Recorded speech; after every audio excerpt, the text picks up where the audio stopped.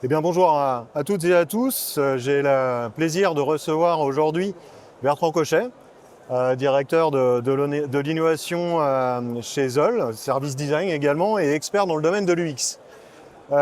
Donc le propos aujourd'hui est de traiter et de faire un état des lieux sur l'UX, donc l'expérience utilisateur, dans le domaine évidemment du voyage d'affaires et dans un premier temps de faire le constat de l'industrie qui se trouve souvent à mal pour innover technologiquement. Donc les outils parfois jugés trop peu fluides, trop peu ergonomiques, assez peu conviviaux, comparés à d'autres secteurs d'activité et d'autres industries. Donc on va effectivement phosphorrer sur plusieurs points. Le deuxième, bien évidemment, est sur le défi de l'innovation, hein. Défi majeur, manque de financement, contrairement à certaines autres activités avec des investissements très forts. Les entreprises clientes ont souvent un peu de mal dans l'industrie du tourisme à vouloir financer les efforts technologiques pour pouvoir disposer d'un outil qui délivre en tout cas une expérience utilisateur maximale. Le troisième point, et c'est un point important dans notre industrie, est effectivement la délivrance d'une solution assez standard. On travaille sur des plateformes qui sont très souvent mutualisées et qui ne permettent pas beaucoup de personnalisation, en tout cas beaucoup de développement. Donc comment améliorer l'UX dans le cadre d'un outil et des solutions qui sont mutualisées et parfois assez peu développées. Et enfin, bien sûr, l'intégration de nouvelles fonctionnalités, de nouveaux sujets, nouvelles thématiques, notamment la RSE, qui peut complexifier effectivement les interfaces et nuire à l'expérience utilisateur. Donc voilà, en règle générale, vaste sujet, assez peu de temps pour le couvrir, donc on va essayer, sans enfoncer trop de portes ouvertes, d'aborder les sujets. Donc, pour toi, effectivement, qu'est-ce que l'UX, la définition, les tendances, quelques chiffres qui pourraient éclairer nos auditeurs? Donc l'expérience utilisateur, c'est vraiment dédié aux personnes qui doivent utiliser un dispositif pour que ça soit le plus fluide et le plus efficace possible. La problématique de la mutualisation auquel on assiste aujourd'hui, particulièrement dans le voyage d'affaires, c'est que ça s'adresse à tout le monde. Et chaque nouvel entrant a envie de rajouter une fonctionnalité, etc. et qu'on retrouve du coup un peu partout. L'origine même de l'expérience utilisateur, donc de cette notion d'UX, d'ergonomie, c'est justement se baser sur le comportement naturel d'un individu et d'aller mettre en place un dispositif technique, technologique, digital, qui lui corresponde.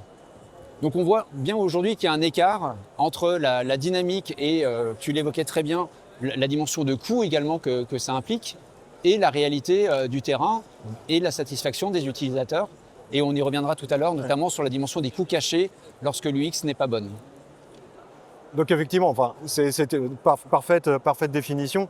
Et donc selon toi et selon ton expertise, quelle est vraiment l'attente des utilisateurs à l'heure actuelle, hein, d'une façon très très générique dans l'ensemble des solutions technologiques et rapportées effectivement au voyage d'affaires et les bonnes pratiques qui pourraient être mises en place en fait? L'attente générale des utilisateurs, elle est comme pour tout le monde. Ça soit rapide, efficace, que l'on comprenne ce qui se passe. Si j'ai une erreur, c'est pas grave, j'arrive à comprendre comment régler mon erreur. C'est tout des choses assez basiques, hein. Souvent on dit que l'UX c'est du bon sens. Et donc la tendance c'est avoir cet élément minimal lorsqu'on est sur une interface digitale, que ça soit dans le domaine du grand public ou que ça soit dans le domaine professionnel. Et il y a quelques années, Forrester Research avait sorti une étude très intéressante. Il avait demandé à environ 1000 entreprises d'Europe d'évaluer leur niveau d'expérience qui était proposé à leurs clients. À ton avis, est-ce qu'ils délivraient une bonne ou une mauvaise expérience? C'est quoi à peu près le pourcentage de leur réponse? Il y a quelques années, Forrester Research a sorti une étude très intéressante. Elle allait interroger environ 1000 entreprises d'Europe et elle leur a demandé justement quel était le niveau d'expérience qu'ils proposaient à leurs clients. À ton avis, combien était ce pourcentage de satisfaction client selon les entreprises? De satisfaction client, alors je dirais oui, allez 25%, de façon beaucoup plus optimiste. Eh bien non. Eh bien non. Non, 80% des entreprises estimaient avoir une très bonne expérience client. Eh ben comme quoi. Comme quoi. Comme quoi. Là, l'intérêt de cette étude, c'est qu'ils sont allés demander aux clients de ces clients. D'accord. Et ils leur ont demandé quel était leur propre niveau de satisfaction. Et là, à ton avis, pessimiste ou optimiste? Plutôt pessimiste. Plutôt pessimiste. Eh oui. On est à 8%. On est à 8%. Ouais. On est vraiment à 8%. Donc on voit qu'il y a un vrai sujet. Et donc, pour répondre à ta question, l'UX, la bonne UX, c'est celle qui va aller s'interroger sur le vrai besoin, les attentes, les comportements, les biais qui sont mis en place par les utilisateurs parce que ce qu'ils ont en main ne leur correspond pas ou pas complètement. Et c'est d'aller le capter par des interviews, par de l'observation, par tout un travail aussi d'atelier qui est proposé pour aller récupérer cette donnée et aller ensuite la mettre en travail au regard des objectifs financiers, objectifs stratégiques. On va parler de RSE également. Oui. Comment est-ce qu'on intègre tout ça pour faire sens et que ça soit bien une dimension équilibrée entre la demande et l'offre? Par rapport à ton analyse et à la lecture des choses, quel élément de comparaison tu pourrais faire entre l'utilisation, ce que tu as constaté de l'UX de façon très très générique dans grand public ou d'autres industries et le voyage d'affaires sur les quelques navigations que tu as pu faire sur les outils qui sont à disposition? Alors, on voit que la grande tendance, c'est à la simplification et la personnalisation. On parlait tout à l'heure d'industrialisation, de mutualisation. Les entreprises aujourd'hui et les utilisateurs au sein des entreprises, et même, encore une fois, dans le grand public, donc nous, en tant qu'internautes, on attend à ce que notre interaction avec une marque, avec un site e-commerce, prenne en compte notre façon de fonctionner. Et aujourd'hui, c'est rarement le cas. Ceux qui le font se démarquent réellement. Et on le voit d'ailleurs au niveau de leur chiffre d'affaires et au niveau de leur notoriété. Aujourd'hui, on sait que sur les réseaux sociaux, on a une arrivée très très rapide ou quelque chose de négatif, mais on voit aussi des effets très positifs quand tout ça est bien pensé. Les gens vont plébisciter une application, plébisciter un client, etc. Donc on voit que vraiment prendre ça en compte. On parlait de RSE tout à l'heure. Aujourd'hui, on sait qu'il y a des entreprises très engagées, d'autres qui le sont moins mais qui en parlent beaucoup. Et ben, c'est être aussi authentique. Oui. Cette dimension est essentielle. Les gens ne sont pas dupes et vont beaucoup se renseigner à droite, à gauche. Et s'ils sentent une dissonance, ils vont s'éloigner de la marque. Et encore une fois, dans le domaine du grand public que du domaine pro. Et là c'est une excellente transition avec la réflexion suivante. C'est effectivement comment aligner l'UX dans notre industrie du voyage d'affaires, qui est une industrie complexe, avec un secteur qui est complètement hétérogène, avec l'intégration de beaucoup de données et beaucoup de données à restituer, surtout au niveau de l'UX, alors qu'on est sur des socles technologiques qui sont relativement basiques, même si un effort est porté sur l'innovation selon la dimension des entreprises qui peuvent se permettre de le faire. Mais voilà, comment d'un socle relativement basique et mutualisé, on peut arriver à aligner l'UX sur des choses qui sont beaucoup plus customisables, parce que c'est la demande client en fait. C'est la demande client et c'est le besoin réel. Et c'est le besoin réel, tout à fait. Alors la mutualisation, elle va passer par plusieurs leviers. Le premier des leviers, c'est une volonté de la direction, ou en tout cas des donneurs d'ordre, d'investir là-dedans. Tu parlais tout à l'heure de cette dimension économique, elle est essentielle. On l'oublie souvent, c'est que on va prendre l'exemple d'une personne en entreprise qui s'occupe justement de gérer les voyages d'affaires de ses collègues. Il doit réaliser une réservation de 6 billets, peu importe pour aller où et sur quoi. Il va mettre par exemple 20 minutes parce que l'interface n'est pas totalement optimisée. Si on fait un travail graphique et un travail ergonomique qui permet de réduire de moitié, c'est la moitié du temps que cette personne, avec son salaire et ses activités, il va pouvoir la mettre ailleurs. Tu multiplies ça par le nombre de personnes dans une entreprise et réparties sur un réseau français, tu fais le calcul. Investir 30 000, 60 000, 100 000 dans une amélioration technique et technologique, c'est rien par rapport à l'argent qui est perdu. Eh oui. Donc ça, c'est vraiment le premier point. Le deuxième point, c'est se poser les bonnes questions. C'est qu'est-ce qui ne marche pas. Donc pour ça, il faut aller le chercher encore une fois sur le terrain. Aller interroger les gens. Combien de temps vous mettez? Aller chercher du quali et du quanti pour comprendre ça. Et puis aller se donner vraiment les moyens ensuite de réfléchir, notamment quand il y a des techniques. On en a parlé aussi sur...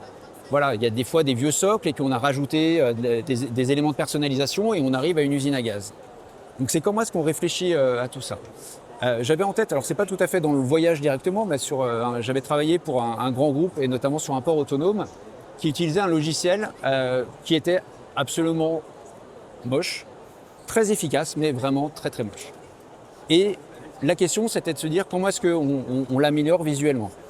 Et avant de faire ça, eh ben, on s'est rendu sur ce port autonome et on allait regarder, observer, comprendre, discuter avec les gens qui travaillent. On a découvert des trucs assez fantastiques, l'usage de tableur Excel. Alors, la solution qui était déployée coûte une fortune, tableur Excel, et mieux, des documents papier. Tout était noté sur papier, le soir était retranscrit dans le logiciel, parce que c'était trop compliqué à utiliser. Et ça, c'est une vraie valeur, de pouvoir revenir avec ça, et pouvoir se dire, bah voilà, notre vrai besoin, notre ajustement, il est là. Et au-delà du travail de surcouche graphique qu'on a mis en place pour que ça devienne joli, parce qu'il n'y a pas de raison que ça soit pas beau quand c'est pour le professionnel, bien au contraire, on est tous des consommateurs. Et ben on a également personnalisé en fonction de la façon dont on était connecté, de pouvoir afficher certains éléments et pas d'autres, adaptés à mon métier, adaptés à mon besoin et au contexte de mon besoin. Et ce qui fait qu'on a gagné, on a mis en place des indicateurs et on s'est rendu compte qu'on avait gagné, enfin ils avaient gagné en temps. En temps et en productivité. En productivité et en motivation à utiliser l'outil. Bien sûr. Et ça aussi c'est un point important, parce qu'il y a la motivation et la satisfaction. Lorsque l'on est sur des interfaces digitales, on n'a pas envie d'y passer du temps et s'arracher les cheveux. Et c'est un excellent parallèle avec l'industrie du tourisme, parce qu'on se retrouve effectivement dans des choses assez similaires. C'est vrai que l'argument de productivité est souvent présenté, en tout cas aux entreprises clientes, puisque la technologie est censée, au-delà de son aspect supposé simple, fluide et ergonomique, est supposée effectivement d'apporter du confort et de la productivité aux utilisateurs. Ce qui devrait être la base. Ce qui devrait être la base. Mais effectivement, sur cet aspect d'ajout, moi j'aime assez ton exemple sur l'ajout de strates, effectivement, de l'empilement de différentes technologies sur un socle assez faible, assez léger, en fait devient absolument contre-productif. Donc effectivement, on a ce sujet dans l'industrie du voyage d'affaires, avec maintenant effectivement des choses qui doivent être probablement repensées. On l'abordait tout à l'heure entre nous, d'avoir effectivement des solutions qui sont déjà pensées de façon quasi exhaustive et qui, par anticipation, permettraient d'incrémenter ensuite des développements. Et typiquement la RSE, avec un besoin très fort dans ce domaine, entre autres, mais avec des besoins et qui arrivent en fait à disrupter complètement les systèmes et les solutions et donc de dégrader l'UX. Enfin, je ne sais pas quel est ton avis sur le C'est intéressant ce que tu amènes justement sur la notion de disruption. Donc vraiment cette innovation de rupture aujourd'hui, et c'est pas propre au tourisme, peu d'entreprises se donnent les moyens. Alors il y a les aspects financiers, mais surtout le courage, à un moment donné, de se dire on va casser les codes. Et pour casser les codes, on va s'autoriser à penser hors cadre, à réfléchir différemment, et pour pouvoir voir ce qui sort. Ouais. Peut-être qu'il ne va rien en sortir, mais la plupart des startups aujourd'hui qui risquent de faire beaucoup de mal aux personnes qui sont installées aujourd'hui, c'est justement parce qu'ils vont penser différemment. Et ils vont arriver avec de vrais besoins, avec un socle technique qui est léger parce qu'il est récent, et là-dessus, ils vont rafler tout le marché. Donc, pardon, je termine. Il y a un vrai enjeu dans les entreprises qui sont installées d'aller s'autoriser à penser hors du cadre, à penser différemment, à aller dans la surprise, à aller dans l'anticipation, même si elle n'arrive pas, mais la plupart du temps ça arrive. Uber a été un bon exemple là-dessus. Bien sûr. Beaucoup de gens n'y croyaient pas et on voit aujourd'hui ce qu'il est devenu, et on peut citer plein d'autres exemples comme ça. Non mais c'est très intéressant, et on a certains parallèles effectivement dans le voyage d'affaires où on a constaté en tout cas que certaines startups partant avec un produit assez évolutif et déjà extrêmement bien pensé, arrivaient à le faire évoluer dans le temps, à court, moyen terme et long terme. Contrairement à des effets de rachat, en tout cas, de grosses structures, pour certaines qui ont racheté de plus petites avec des outils développés à la force du poignet et qui finalement sont arrivés sur des quasi-échecs. Et qui sont probablement très, très puissants et qui répondent très bien à la demande, mais à la demande d'aujourd'hui. À la demande d'aujourd'hui. Et donc effectivement, nous l'enjeu sur la RSE, c'est vrai que dans l'industrie à l'heure actuelle, on est dans l'industrie du transport. On se doit effectivement de monitorer en tout cas les empreintes carbone, la consommation carbone, et même d'affiner plus spécifiquement des politiques voyage et des comportements d'achat autour de ce domaine-là. C'est un domaine qui n'a été absolument pas pensé il y a 5-10 ans, alors qu'il aurait pu l'être. Et on se retrouve là effectivement dans des phénomènes complètement verrouillés, cloisonnés, ou très très bizarrement, sur quelque chose d'être supposé relativement simple, on arrive en termes d'expérience utilisateur sur des choses qui sont extrêmement limitées et bien en deçà de ce qui est attendu pour des raisons de normalisation européenne dans les 3, 4, 5 ans à venir. Et là, en termes d'UX, c'est le sujet majeur qui revient en tout cas, principalement, au niveau du comportement d'achat des voyageurs et des self-bookers. Et on arrive à ce qu'on peut appeler, c'est pas très beau comme terme, mais des rustines. Oui. Et là, aujourd'hui, le pouvoir, même dans le milieu professionnel, ça reste le collaborateur. Même si l'entreprise décide de faire un achat d'un logiciel ou d'un progiciel pour justement faire ses réservations ou tout son système, à un moment donné, les collaborateurs eux-mêmes vont dire « c'est nul ». Oui. Et donc, où vont attendre plus? Aujourd'hui, l'environnement, enfin toutes ces dimensions, notamment dans le voyage, c'est hyper important. Donc, et c'est aussi la responsabilité de l'entreprise qui va louer ou acheter une plateforme pour ça, de faire en sorte qu'elle soit adaptée aux besoins et sa politique interne. Bien sûr. Et suffisamment évolutive sur des périodes en plus contractuelles qui vont de 3 à 5 ans. Exactement. Donc on a forcément besoin de cette agilité.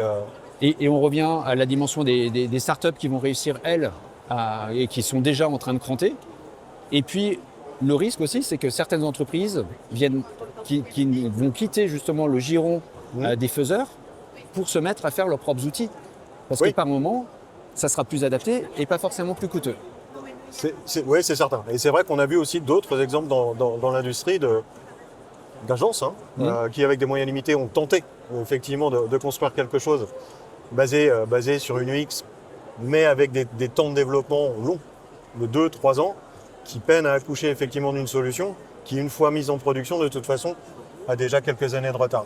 Donc effectivement, on a un vrai sujet d'utilisateur. Et pour revenir et synthétiser un petit peu la demande, on voit qu'effectivement, le voyageur d'affaires qui, dans sa vie quotidienne, est un acheteur et un utilisateur de solutions très abouties au grand public, on l'oublie, arrive sur quelque chose qui est assez dégradé quand on rentre dans le monde du corporate. Oui. C'est ce que tu as probablement constaté. Observé, constaté, accompagné. Oui, accompagné. Pour justement faire cette transition, qui est une transition qui est complexe parce qu'il y a aussi une forme d'habitude.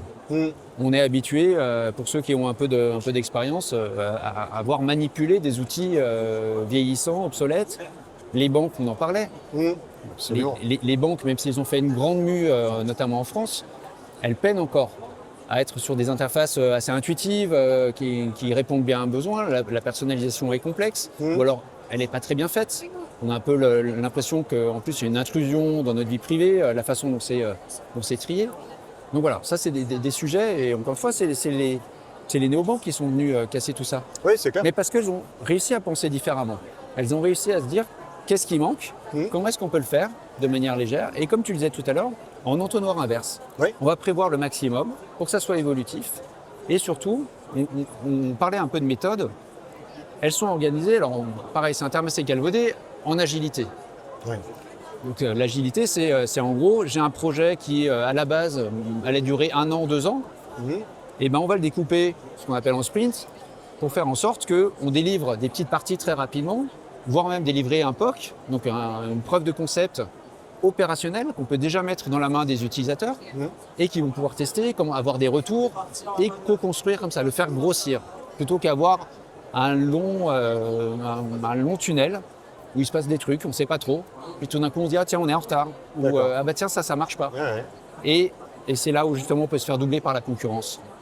Est-ce que tu penses qu'il y a eu une méthodologie pensée, ou à penser en tout cas, pour pouvoir dès le départ imaginer des solutions qui soient simples et durables dans le temps? Est-ce que tu penses qu'il y a une méthode en particulier, si tu devais donner un conseil, une recommandation, quelque chose dans ce sens? Il existe plein de méthodes pour organiser notamment un projet informatique, la préparation du projet lui-même et la suite. Je parlais d'agilité, je trouve que c'est assez intéressant dans le découpage. Après, toutes les entreprises dans lesquelles je suis intervenu ont leur propre approche et mise en place de l'agilité, mais c'est pas grave. L'important, c'est de penser en découpage. On démarre petit et on rajoute au fur et à mesure. Ça, c'est la première des choses. Imaginer tout refaire ou recréer une surcouche, etc. Il faut découper. Ça, pour moi, c'est l'essentiel. C'est l'essentiel. Et encore une fois, il faut essayer de prioriser, donc dans cet esprit un peu preuve de concept, prioriser pour mettre en place ce qui est vraiment attendu par les utilisateurs. Et c'est là où on va commencer à avoir l'effet vertueux de je travaille en petit temps, je mets à disposition très rapidement, donc j'ai en plus de la donnée d'usage qui me permet de dire tiens, j'avais prévu ça, ça marche pas bien, ou ça au contraire, ça marche très bien. Des contacts au service client qui disent ah, tiens, c'est super ce que vous avez fait, continuez, ou au contraire ça, j'ai pas compris. Et donc on fait de l'amélioration continue, quasiment gratuite, puisque c'est les propres clients qui viennent alimenter. Et puis on grossit au rythme des concurrents, au rythme de l'innovation qu'on décide de mettre en place, et au rythme des moyens qu'on a, moyens et ressources. Et ressources. C'est ça aussi qu'il ne faut pas oublier. Bien sûr. Voilà. Développement agile. Développement agile. Développement agile pour une interface et une expérience utilisateur Oui. agile. Agile. Et fluide. Et qui soit adapté à la structure qu'il a mis en place. Bien sûr. Parce que je ne veux pas être un ayatollah de l'agilité. Si on respecte vraiment les grands cycles, ça peut être compliqué selon la taille de l'entreprise, selon ses ambitions. Bien sûr. Donc c'est aussi se dire, voilà, je prends cette approche-là et je l'adapte à mon organisation, à mes équipes, et je fais tout un travail d'accompagnement pour que ça soit bien déployé. Parfait. Écoute, je te remercie beaucoup en tout cas pour tes éclairages. Avec plaisir. Et toute l'expertise que tu as pu apporter sur le sujet.